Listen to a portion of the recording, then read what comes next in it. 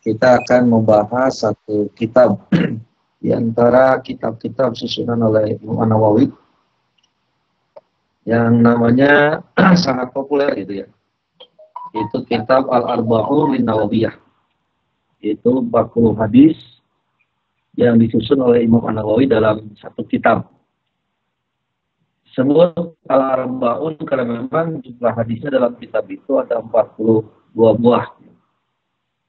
Jadi insya Allah nanti ke depan kita akan coba mengkaji kitab tersebut,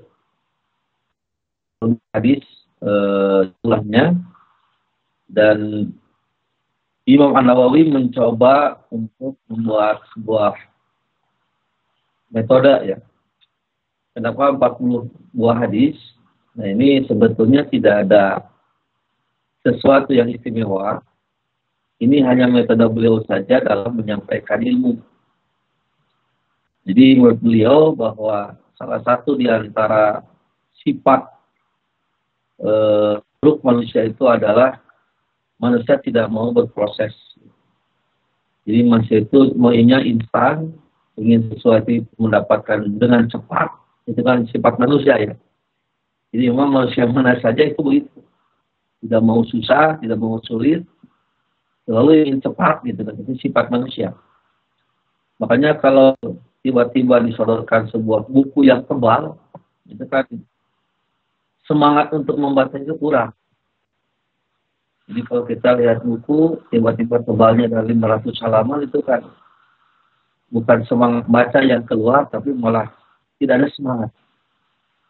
Nah, makanya Imam An-Nawawi coba untuk apa? Mencoba untuk memberikan motivasi. Nah, salah satunya dengan cara apa? Menyampaikan hadis itu tidak langsung ribuan hadis. Karena kalau melihat ribuan hadis itu sudah pasti gitu kan. Dari Quran itu menjauh dulu kayak gitu. Kenapa ya? Karena tiba-tiba banyak gitu. Tapi kalau kita memperhatikan rutin gitu kan. Rutin kan satu halaman, satu lembar. Itu biasanya semangat baca ada. Walaupun tidak dibaca gitu. Tapi semangat baca ada gitu. Kenapa? Karena melihat tipisnya. Nah makanya Imam An-Nawawi mencoba metode ini.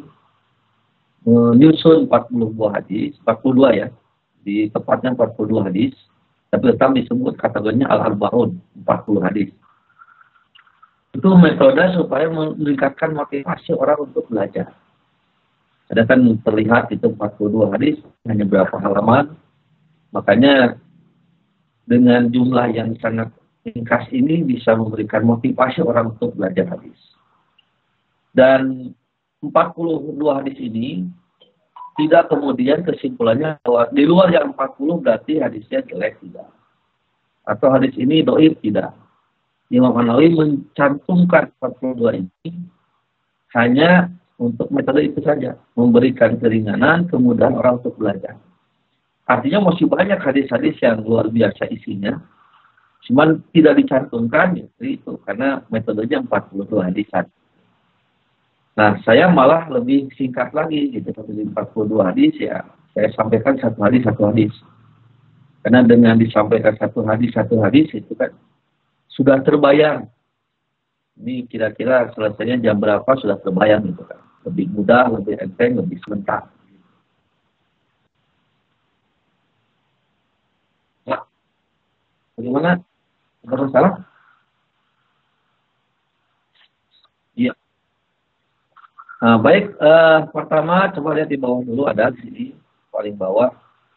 Nah, kitab Hadis Arba'in adalah kitab yang disusun oleh Abu Zakaria Yahya bin Syaraf bin Muri Al-Khuzami Al-Hawaridi Asy-Syafi'i, atau yang lebih dikenal dengan nama Imam An-Nawawi. Beliau lahir tahun 631 Hijriah, meninggal usia di tahun 676. Jadi bisa dibayangkan beliau itu sangat muda ya. Jadi usianya sedikit tapi manfaatnya luar biasa. Beliau hanya 45 tahun. Lahir di sebuah kampung yang bernama Nawa. Makanya kenapa kemudian beliau disebut Imam An-Nawawi. Karena beliau lahir di Nawa. Jadi di Arab itu kalau mau menisbatkan seseorang kepada satu tempat atau satu turunan, itu cukup ditambah dengan ya nismat itu yang terakhir. Jika orang Garut itu cukup dengan kata-kata al-Goluti, orang Subang al-Subangi, orang Bogor al-Boguri, itu apa ya, untuk menyingkat kalimat gitu.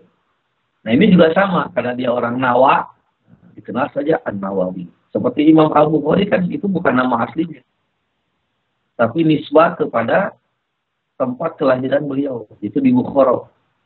Baik disebut saja Al-Bukhari. Nah baik, kita mulai saja ini hadis yang pertama dari kitab Al-Arba'in ini, yaitu judulnya tentang niat penentu amal. Sebelum saya lanjutkan, ini nggak ada masalah? Halo? Ini gambarnya nggak? Ya, oke. Judulnya niat.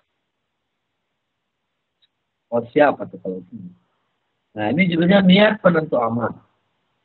Nah ini salah satu hadis yang sangat luar biasa. Kenapa niat menjadi penentu amal?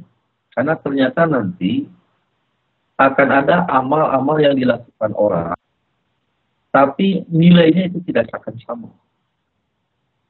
Bisa jadi amalnya sama, tapi nilainya belum tentu sama.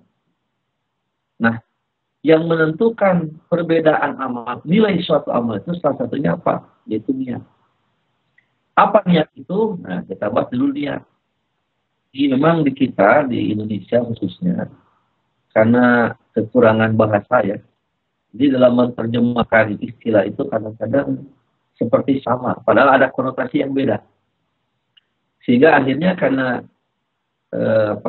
karena kurangnya bahasa yang dimiliki oleh bahasa Indonesia, itu tadi akhirnya beberapa kalimat yang punya konotasi berbeda itu akhirnya jadi seolah-olah sama gitu kan. Padahal ada kata-kata yang berbeda, seperti ada istilah kalimat iroda, ada lagi ajma, ada lagi khawatir, ada juga yang disebut dengan niat. Nah, keempat istilah ini dalam bahasa kita kalau terjemahkan jadi sama atau apa, yaitu niat. Padahal nanti akan berbeda antara iroda, ajma, dan juga niat. Nah, yang disebut dengan iroda apa? Keinginan. Nah, ini. Jadi yang selalu disebut niat, kita kadang-kadang bukan niat sebetulnya, tapi keinginan. Contoh misalnya, nanti malam saya akan ngaji. Kata-kata saya malam akan ngaji. Itu bukan dalam istilah Arab itu. Tapi namanya iroda. Keinginan. Gitu. Nah, ketika keinginan ini beranjak menjadi sesuatu yang sangat kuat keinginan. Kenapa? Karena ini sudah mulai mendekati kepada suatu amal.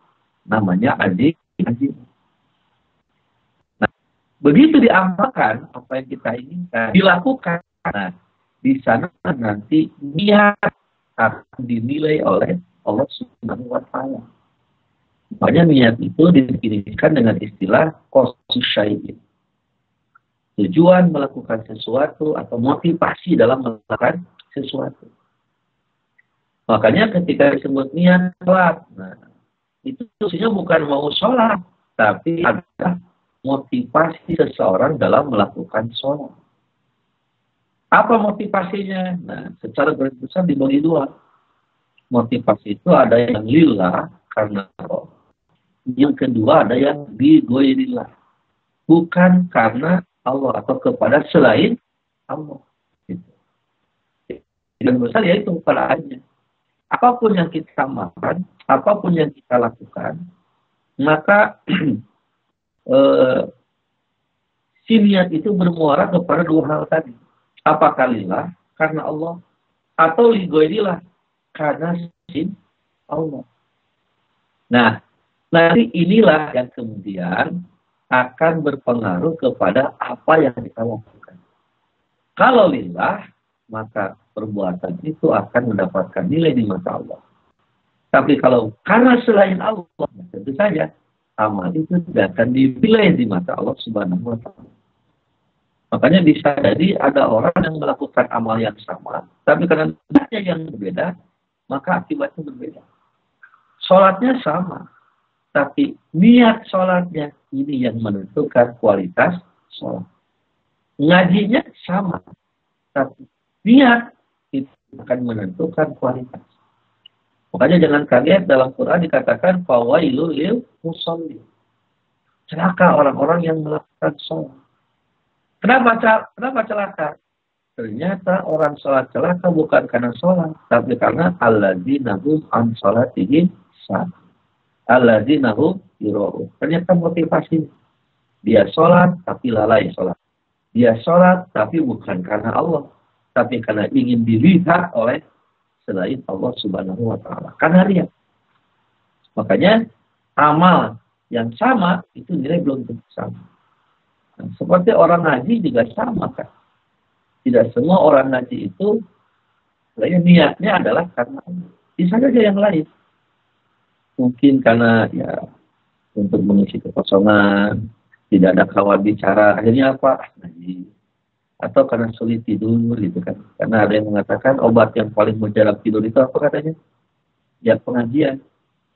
Karena katanya dengan pengajian itu lebih cepat, gitu kan, lebih cepat ngantuk, lebih cepat tidur gitu. Makanya ada orang karena sulit tidur ya cari pengajian sebagai obatnya, macam-macam.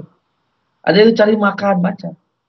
Makanya satu pekerjaan karena niatnya berbeda, maka itu yang akan menentukan amal kita. Nah, makanya dalam hadis yang dimuat oleh Imam An-Nawawi, nah ini kasusnya tentang hijrah. Tapi nanti ini masalah berlaku secara umum kepada amal saja. Cuman contoh kasusnya di sini hijrah, gitu ya. Kita baca hadisnya aja. Pertama, An Amiril Mukminina, dari Amirul Mukminin. Nah, ini disebutnya laqab. Laqab itu gelar. Jadi dalam bahasa Arab itu nanti sebutan orang itu ada 3 macam. Pertama ada ismun. Ismun itu nama aslinya. Yang kedua laqab. Laqab itu julukan, landian. Nah, ada lagi yang disebut dengan kunyah. Nah, kalau kunyah itu nanti nama yang dikaitkan dengan turunan. Maksudnya kalau misalnya punya anak, namanya siapa? Misalnya namanya Abdullah. Nah, itu si orang tuanya suka disebut dengan sebutan Abu Abdullah. Abu Abdullah itu artinya bapaknya Abdullah. Gitu. Atau punya anak, ada orang Subangnya, karena Asep misalnya. Nah, itu si bapaknya disebut Abu Asep. Gitu. Kenapa disebut Abu Asep? Karena punya anak namanya Asep. Atau sebaliknya. Iya. Atau sebaliknya. Punya ayah namanya Asep. Nah, itu namanya bukan Abu, tapi Ibnu Asep. Ibnu Asep namanya anak si Asep. Nah, itu disebutnya apa? Kunyah. Yaitu nama yang dikaitkan dengan turunan. Nah, seperti dalam hadis ini, An Amiril Mukminin, dari Amirul Mukminin, artinya pemimpin kaum mukmin. Ini namanya laqab. Amirul Mukminin, kalau di kita presiden gitu kan. Kalau di Arab Saudi raja, kalau di Romawi itu sebutannya Heraklius, kaisar. Tapi kalau di Habasyah Najasyi, di Indonesia presiden. Nah, orang Islam itu pemimpin itu disebutnya Amirul Mukminin. Abi Hafsin, Abu Hafs, bapaknya Hafs, ini namanya kunyah. Kenapa disebut kunyah? Karena sebetulnya bukan nama beliau, nama aslinya bukan beliau, bukan Hafs. Hafs itu adalah dari Hafsah. Hafsah itu siapa? Salah satu putranya Umar ibn Khattab yang menjadi istri Rasulullah. Makanya Umar sekarang disebut Abu Hafs. Abu Hafs itu artinya bapaknya Hafs, begitu. Bapaknya Hafsah. Nah, nama aslinya ya ini Umar. Umar yang mana? Ibnil Khattabi, putranya Al-Khattab. Radhiyallahu anhu, semoga berlindung kepadanya. Berkata, Sami'tu Rasulullah sallallahu alaihi wasallam. Aku pernah mendengar Rasulullah bersabda, innamal a'malu binniyat. Hanya saja setiap amal itu menggunakan bentuk plural ya, bentuk jamak. Al-a'mal, bentuk mufradnya amal. Bentuk jamaknya pluralnya akmal. Artinya semua amal binniyati tergantung pada niat. Innama likulli imri'in ma nawa, setiap orang akan mendapatkan akibat mana tergantung apa yang dia niatkan. Nah, soalnya apa kasusnya? Nah, ini tentang hijrah. Jadi ternyata dalam hijrah saja itu belum tentu nilainya sama. Padahal sama-sama pergi. Sama-sama meninggalkan keluarga, meninggalkan kampung halaman, memerlukan biaya, tenaga, waktu, pergi dari Mekah ke Madinah. Tapi ternyata nilai tidak sama. Kenapa? Karena niat. Waman kanat hijratuhu ilallahi wa rasulihi, kata Nabi.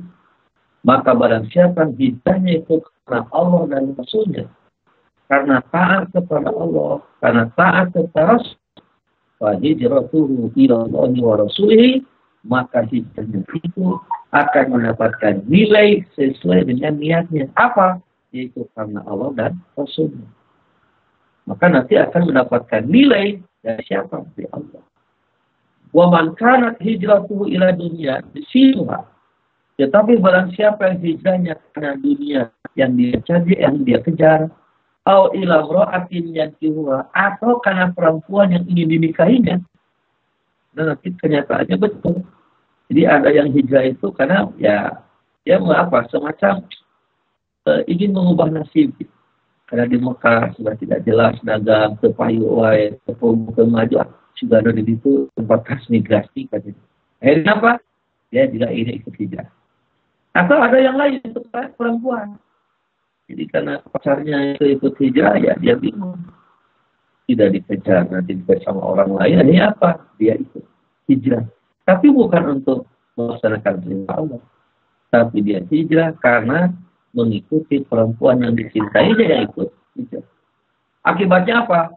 Wa hijratuhu ila ma hajara ilaihi. Maka dia berhijrah itu tergantung pada apa yang ditujunya. Nah, dengan hadis yang sangat sederhana ini, maka Rasul ingin menegaskan bahwa tidak setiap amal yang kita lakukan akan berakibat baik, tergantung kepada niat dari orang yang melakukan pekerjaan. Nah, dari hadis ini ada beberapa catatan. Yang pertama, hadis ini merupakan salah satu hadis yang menjadi dasar di dalam ajaran Islam. Bahkan Imam Ahmad dan Imam Asy-Syafi'i berkata, hadis tentang niat ini mengandung sepertiga amal. Dia salah ketik itu. Itu kan sepertiga ilmu, saja sepertiga amal. Kenapa sepertiga amal? Karena amal perbuatan seorang hamba itu terdiri dari 3 macam. Pertama, ada yang dikategorikan kepada qauliyah, itu perbuatan hati.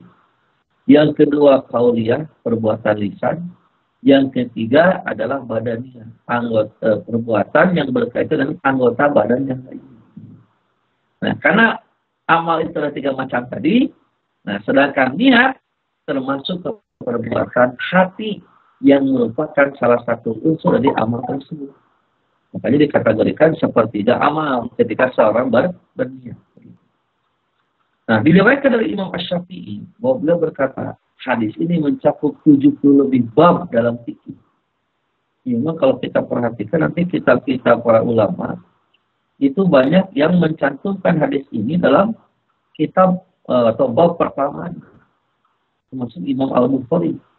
Imam Al-Bukhari membuka kitabnya itu Al-Jami'us Shahih yang 4 jilid. Itu hadis pertamanya yaitu apa? Yaitu yang ini tentang niat. Kenapa? Yaitu saking pentingnya niat dalam urusan amal.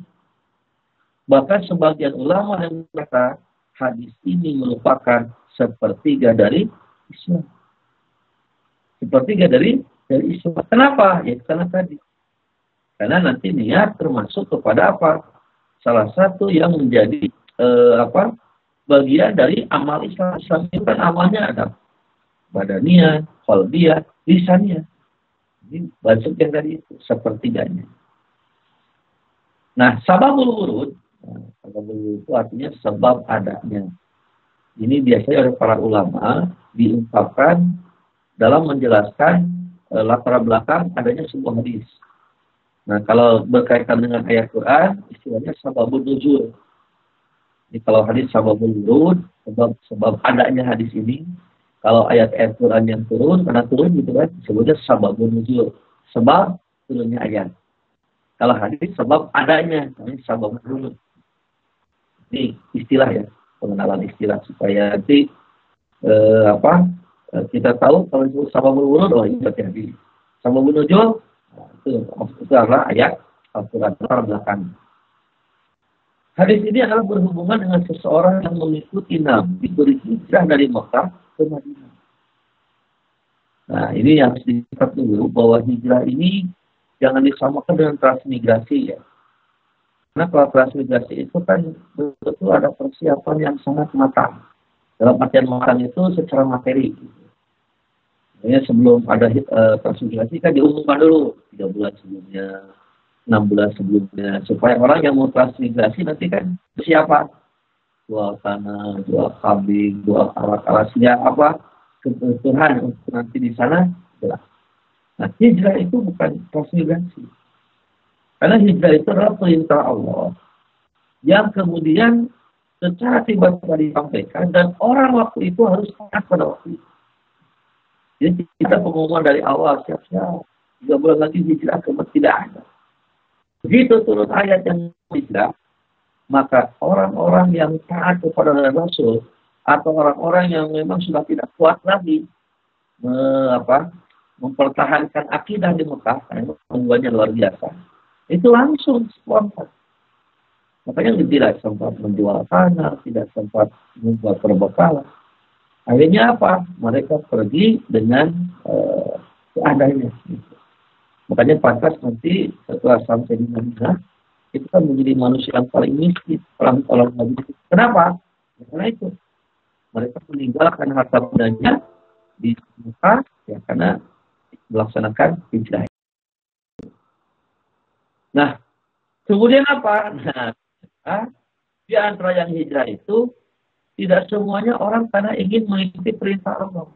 Nah, tadi ada yang cari perubahan nasib.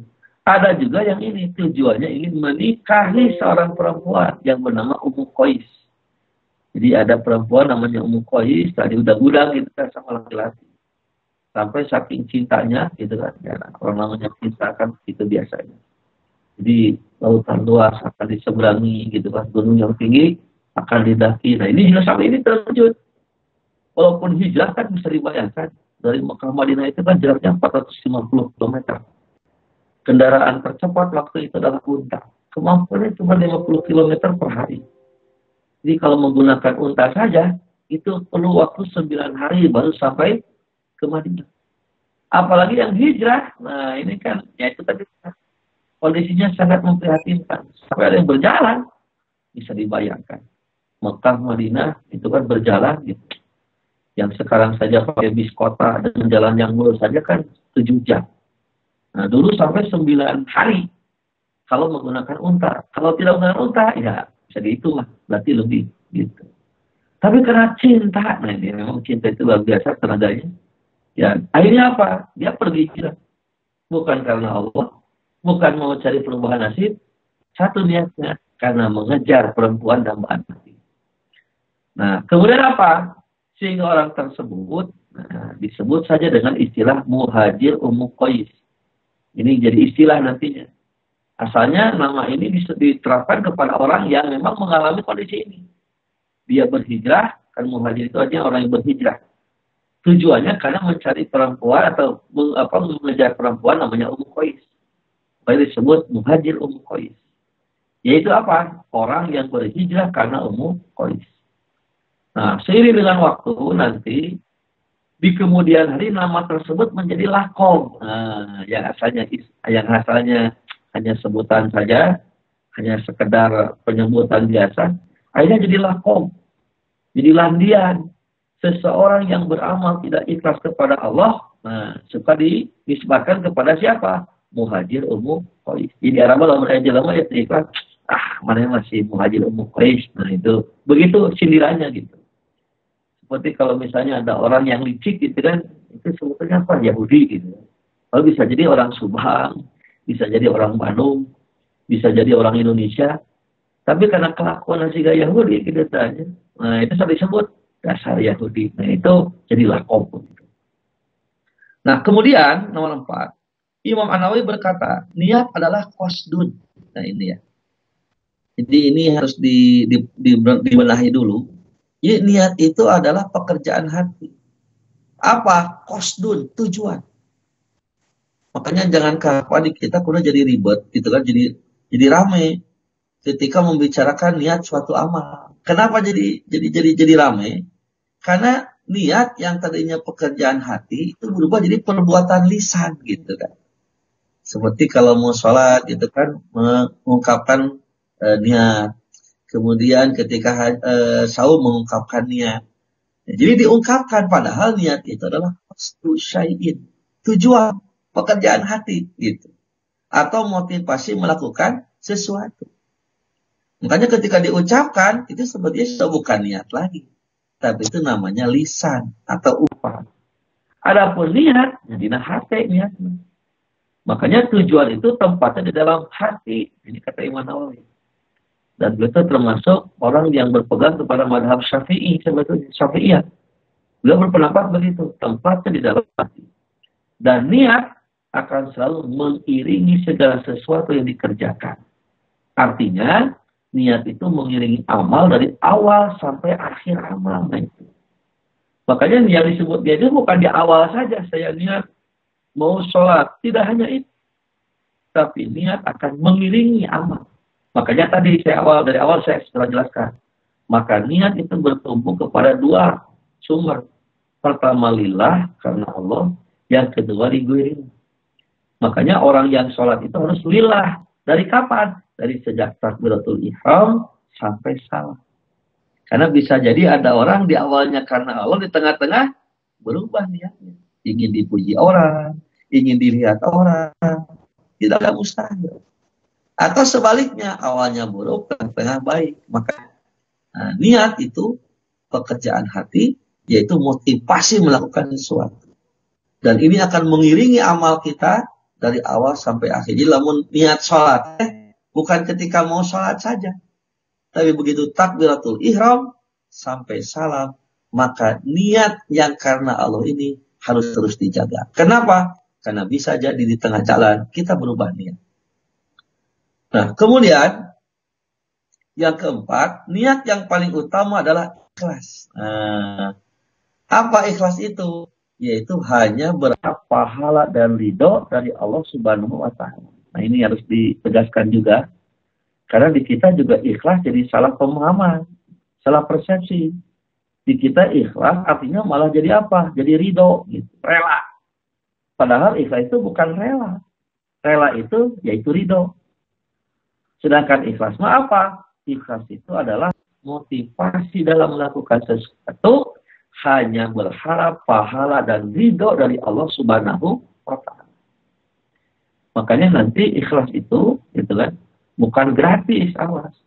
Bukan tanpa pamrih dalam Islam itu. Maka di kita ada pemahaman begitu kan, bahwa ikhlas itu adalah tanpa pamrih.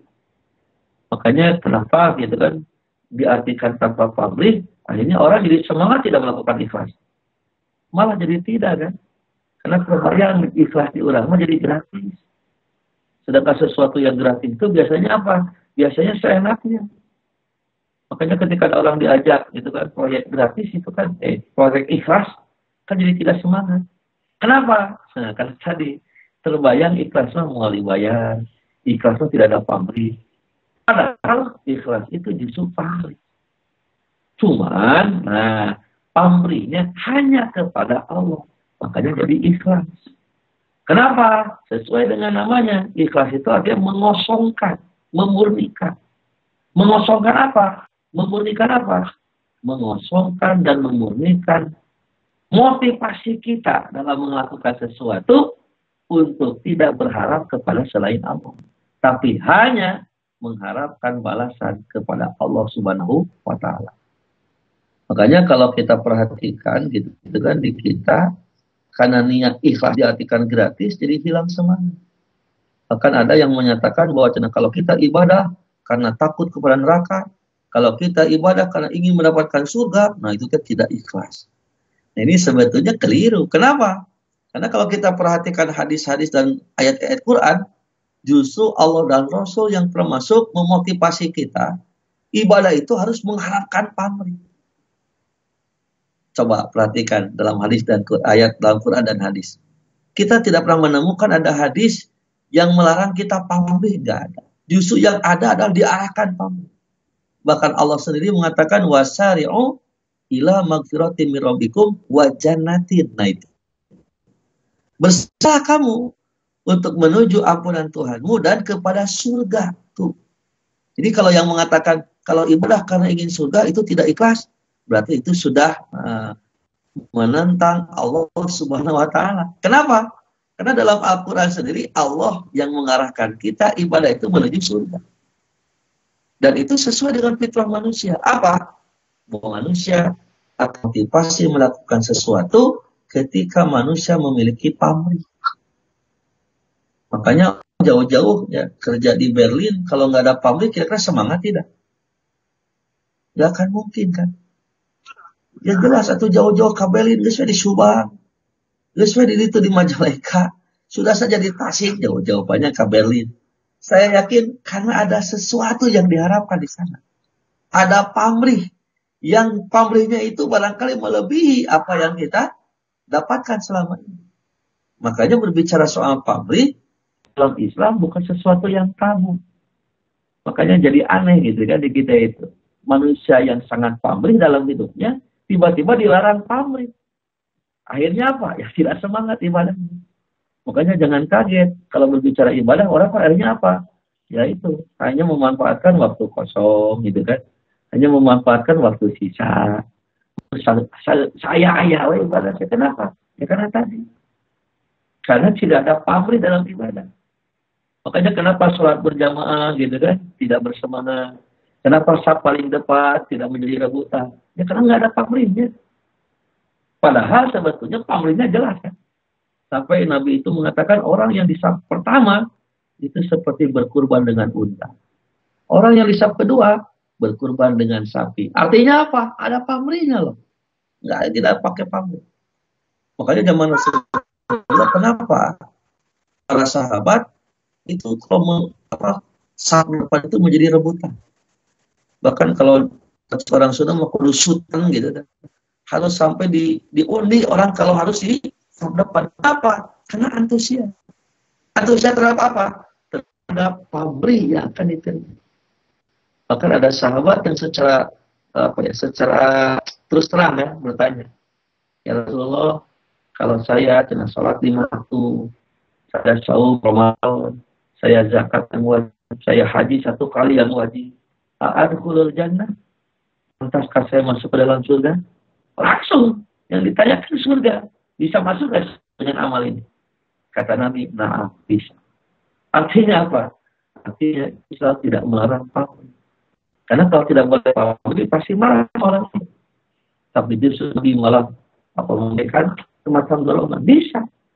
Dengan amal yang seperti itu, kalau kamu benar-benar patuh dan taat dan benar melakukannya, maka Allah akan memberikan tiket surga. Nah, jadi sekali lagi, ikhlas itu bukan hadis, ikhlas itu bukan asal, tapi ikhlas adalah profesional. Kenapa profesional? Karena dia ketika melakukan hanya mengharapkan janji-janji yang diberikan kepada kita. Yang kelima, ini niat menjadi penentu nilai dari sebuah amal. Nah, saking berpengaruhnya niat, perbuatan yang mubah saja, perbuatan yang bermanfaat dan mubah saja. Mubah itu amal yang dilakukan tidak akan dapat pahala, ditinggalkan tidak dosa. Seperti tidur siang, itu mubah. Makan, itu mubah. Bila diiringi dengan niat mencari doa Allah Azza wa Jalla, maka akan dinilai menjadi sebuah seperti tidur siang. Itu kan hukumnya mubah. Orang mau tidur silakan. Bila tidur silakan. Ketika tidur siang motivasinya apa? Supaya nanti sore ngaji tidak ngantuk, ngaji tidak bingung, tidak pusing. Saya tidur.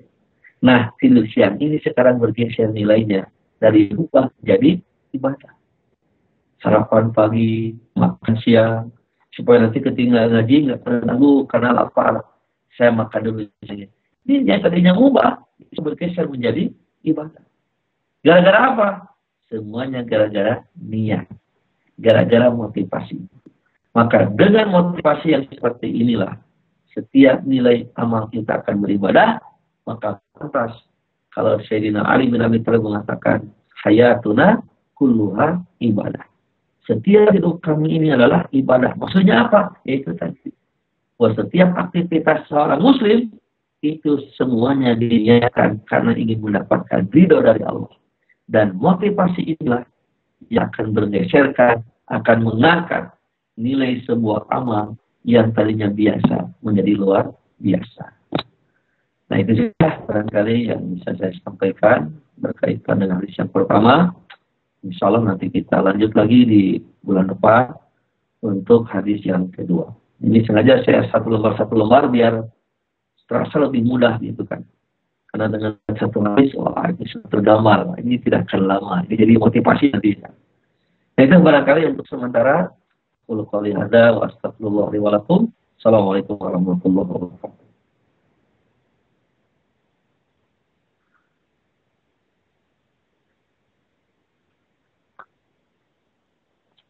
Iya.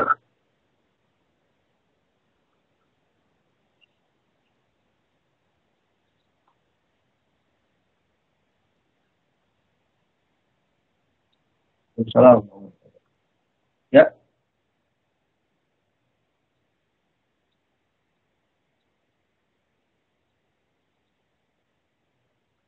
Oh iya.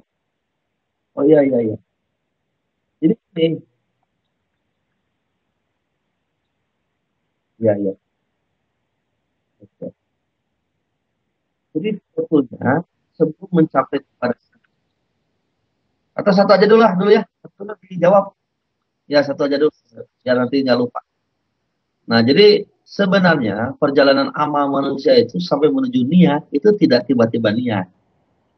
Itu ada urutannya gitu. Pertama ada yang disebut dengan khotir.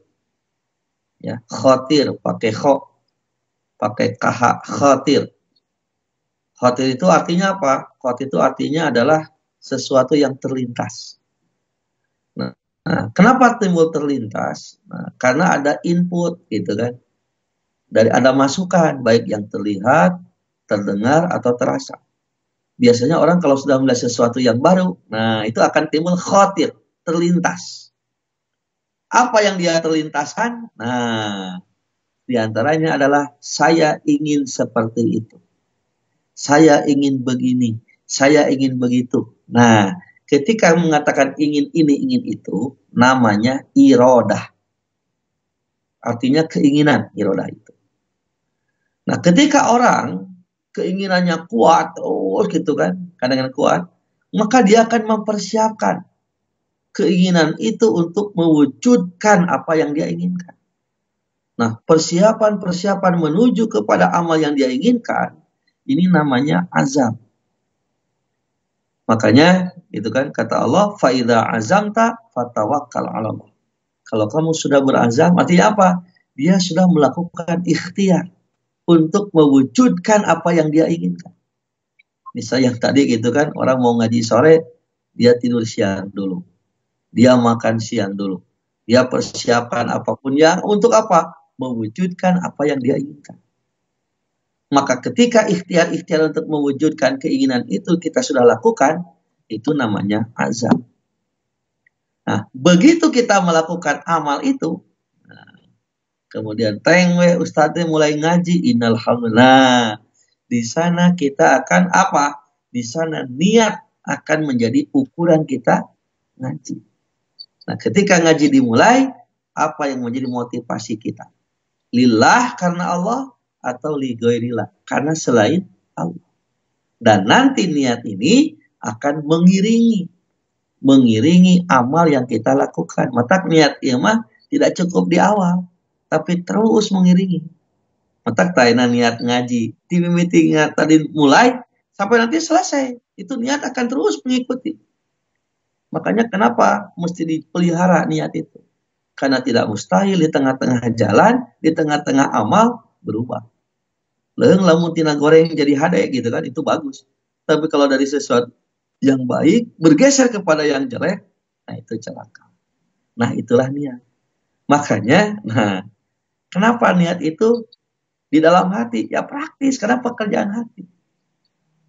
Makanya kan kenapa ada orang yang kemudian jadi ribet, itu karena sesuatu pekerjaan hati dirubah menjadi pekerjaan lisan. Akhirnya apa? Akhirnya jadi kebingungan. Kebingungan ketika di tengah-tengah apa yang dilakukan berubah. Gitu kan. Misalnya nih ada orang mau sholat, karena dia munfarid, nah dia lapatkan kan, saya niat mau sholat karena Allah munfarid. Ketika di tengah sholat ada orang yang ngemakmum, gitu kan, masbuk, dia kan jadi berjamaah. Padahal niat awalnya apa? Munfarid. Nah, karena dilapatkan munfaridnya jadi bingung, aduh bagaimana ini? Ini sudah jadi berjamaah, maka ada orang yang apa? Diulangi lagi sholatnya. Kenapa? Karena tadi dilapatkannya berbeda dengan yang dilakukan. Nah, padahal ya itu tadi, niat itu adalah perbuatan hati. Sebetulnya nggak usah dirubah, balikan lagi sholatnya. Cukup saja di dalam hati, langsung. Ketika kita tadinya sholat munfarid, ada yang berjamaah, ya kita berjamaah. Dan tidak usah diulang kan. Seperti Bapak misalnya gitu kan, ke toko kan ada niat dulu kan, mau beli sesuatu. Ternyata sesuatu yang diinginkan tidak ada. Coba, apakah mesti balik lagi ke rumah, merubah niat? Kan tidak usah. Cukup saja di sana langsung. Mau beli bala-bala, Bapak tidak ada, yang ada gehu. Cik, nah aku udah balikan dari ke rumah, ganti niat gitu. Tadi mau beli bala-bala, jadi beli gehu, kan tidak usah kan? Langsung saja kita berubah di sana. Kenapa? Karena memang niat pekerjaan hati. Berubahnya di mana? Di dalam hati saja. Tidak usah diubah. Nah itu barangkali.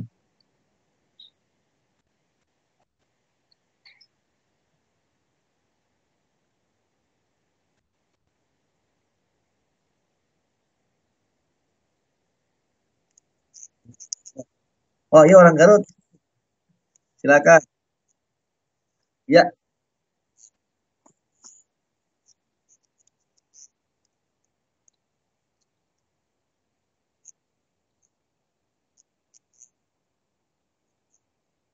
ya, betul. Ya,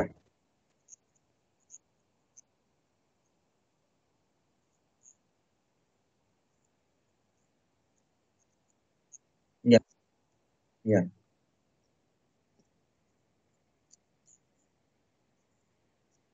iya. Dalam hadisnya ada.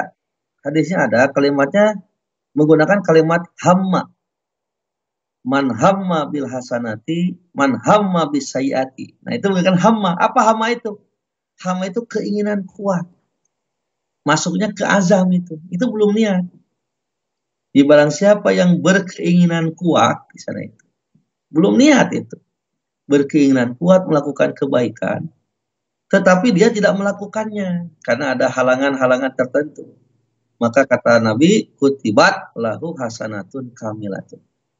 Maka dia tetap dicatat menjadi satu kebaikan yang sempurna. Tetapi kalau dilakukan, kata Nabi apa?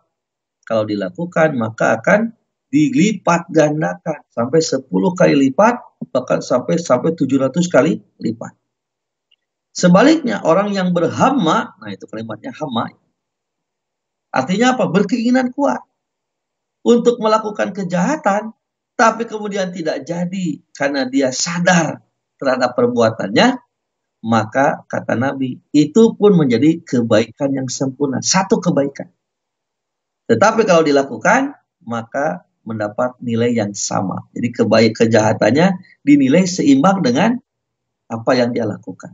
Nah itu kategorinya apa? Kategorinya adalah azam. Keinginan kuat. Ya,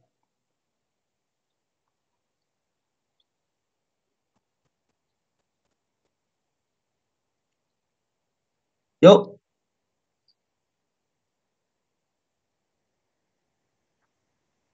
Nazar.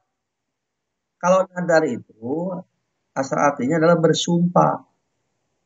Jadi nazar mah bukan azam, beda lagi. Bukan keinginan nazar itu, tapi bersumpah. Dia bersumpah ketika ada sesuatu yang terjadi, maka dia akan melakukan sesuatu itu. Misalnya, kalau nanti saya di Berlin jadi orang kaya, nah gitu misalnya. saya akan tampung semua orang Indonesia di rumah saya tanpa dipungut biaya. Misalnya. Nah itu namanya nazar. Di nazar itu bersumpah, berjanji gitu.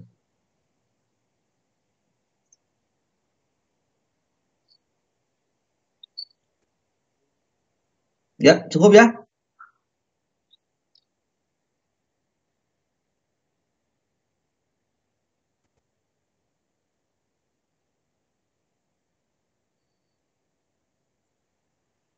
Beda.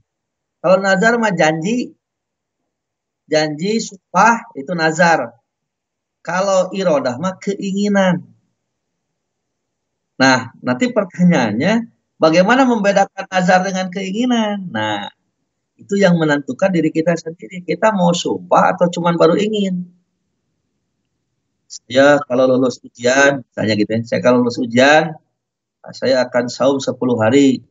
Nah, itu teh ngomong begitu teh baru keinginan atau mau bersumpah, bernazar. Nah, siapa yang menentukan? Diri kita sendiri. Kalau kita menyatakan, ah, ini mah baru keinginan, maka tidak ada efek hukum apapun. Nantinya efek hukum itu, kalau dibatalkan, nggak usah ada kifarat. Nah, tidak menjadi wajib. Tapi kalau kita mengatakan, ini nazar, ini janji saya kepada Allah. Nah, ini nanti ada konsekuensi hukum.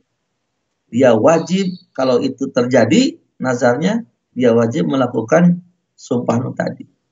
Kalau tidak jadi, tidak dilakukan, atau misalnya dibatalkan, harus ada kifaratnya, penutup dosanya.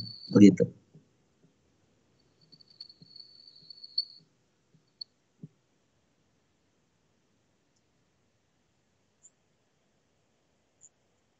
Bukan. Nah, bukan itu. Definisi niat itu motivasi tujuan melakukan sesuatu. Nah, kalau pekerjaan hati memang modelnya jenisnya. Jadi niat itu jenisnya pekerjaan hati. Definisinya apa? Tujuan, motivasi melakukan sesuatu.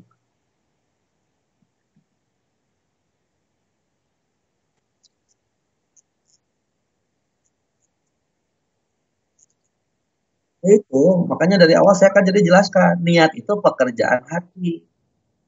Jadi ketika didapatkan itu jadi pekerjaan hati tidak? Misalnya gini nih, kalau saya kalimat saya niat mau sholat, itu niat bukan?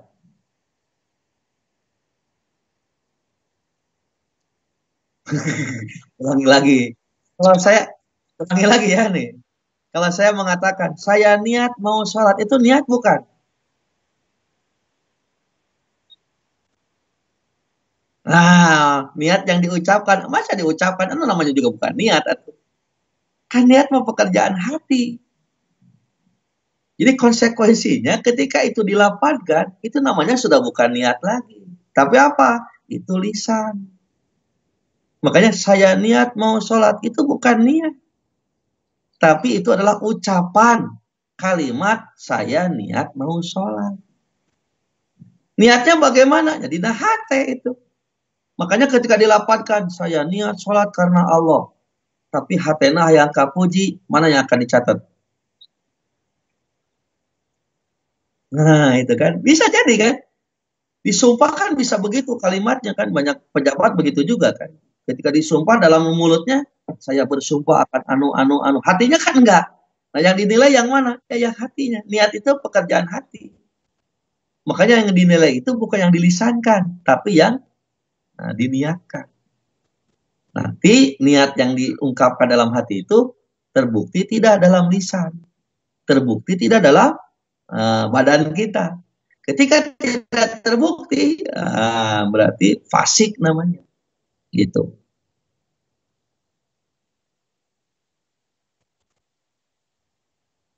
Ya, ya. Ya, kalau misalnya ketika tidak sesuai itu niat baiknya dengan wujud nyatanya itu fasik.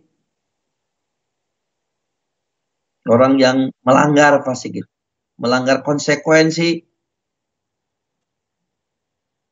karena Allah, tapi ternyata kenyataannya dia ingin dipuji orang. Nah, itu fasik namanya.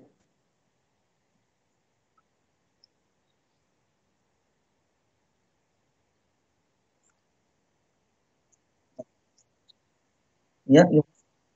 Nah, iya. Ijab kabul nikah mah bukan niat atuh. Ijab itu artinya memasrahkan, kabul artinya menerima. Nah, nanti mengijabkan mengkabul itu bagaimana? Nah, ya sama seperti Bapak kawarung. Itu Bapak kawarung itu pakai bahasa isyarat atau bagaimana? Ngomong nggak? Saya beli bala-bala. Ngomong nggak? Hah? Itu kumaha tuh? Jangan ambil ya bala-bala gitunya.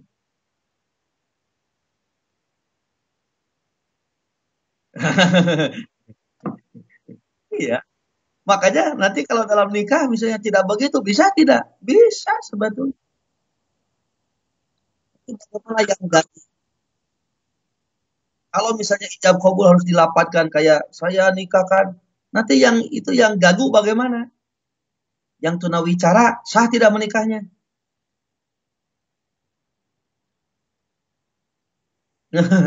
Tuh, bukan diikrarkan ya, makanya nah itu. Makanya nanti ijab kabul itu artinya memasrahkan, kabul menerima. Orang memasrahkan ya ada yang dengan omongan, ada yang dengan tulisan gitu kan. Orang ketika menerima sama, ada yang diucapkan, ada yang dilis. Bahkan ada dengan isyarat kan, dengan ungguk-unggukan itu mau, nah itu kan. Nah, ya, nah kita kan menerima. Nah itu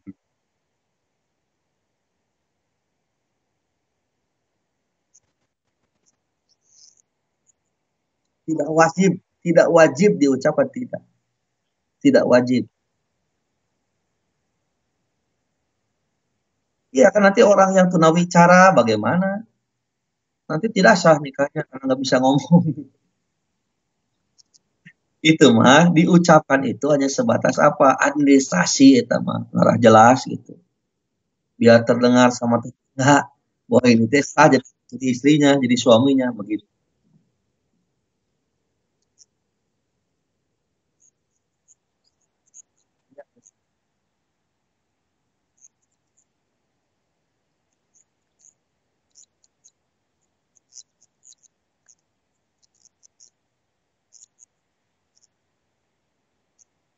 Ya, ya.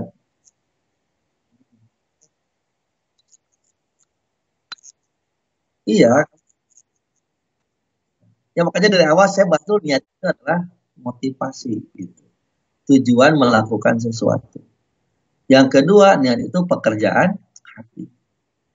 Jadi sebetulnya ketika badan kita sudah dihadapkan ke kiblat, kemudian kita mengikuti imam, kemudian kita takbiratul ihram, maka di sana kita harus mempersiapkan niat sholat itu karena Allah. Masalah perlu diucapkan tuh menghadap kiblat ngamakmumna. Ah tidak perlu. Jika tadi we meser bala-bala kan tersalamina kudu nyanyi terus. Pak meser bala-bala kan enggak. Langsung we gep ngopi celebok bayar beres kan. Itu protes tukang dagangnya.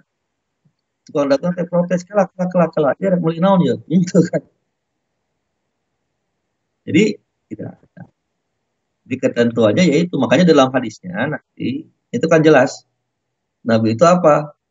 Tidak kunta ila salat sumastakbilil kiblat fakabbir. Begitu kata Nabi. Apabila kamu hendak melakukan sholat, maka hendaklah menghadap kiblat, kemudian bertakbirlah. Tidak ada Nabi mengatakan, ucapkan dulu kalimat-kalimat ini. Apa? Saya sholat anu 3 rakaat. Tidak ada. Nabi hanya mengatakan, kalau kamu mau sholat, fastakbil kiblat. Menghadaplah ke kiblat, fakabir. Kemudian takbir. Tidak, kemudian Nabi menyebutkan ucapan kalimat ini tidak ada. Begitu. Langsung fakabir. Kemudian takbirlah. Begitu kata Nabi.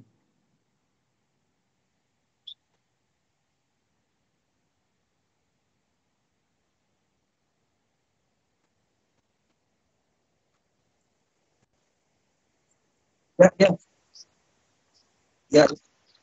Nanti dulu ini ini dulu apa usulan dulu nih supaya lebih efektif saya usul itu pertanyaan kalau bisa ditampung dulu lah. Jadi nanti biar pertanyaan bisa dijawab lebih maksimal gitu. Dan kalau bisa ya nanti lebih maksimal yaitu ditampung dulu lihat WA grup WA. Ini untuk usulan saja ya. Pertanyaan-pertanyaan kalau bisa disiapkan sebelumnya supaya nanti ya lebih apa jawaban lebih maksimal. Ya itu saja barangkali. Terima kasih semuanya. Salam kepada yang ada di sana. Semoga sehat-sehat saja dan mudah-mudahan kajian kita ini memberikan manfaat dan juga menjadi tambahan ilmu minimal. Jadi bahan pertimbangan karena di sini kita tidak mau menentukan kecuali kita saling sharing lah. Kita sharing ilmu, kita tukar pikiran ilmu. Nah mudah-mudahan menjadi barokah di mata Allah Subhanahu wa taala. Aku lupa lihada walakum rabbana atina fid dunya hasanah wa fil akhirati hasanah wa qina azabannar. Wassalamualaikum warahmatullahi wabarakatuh.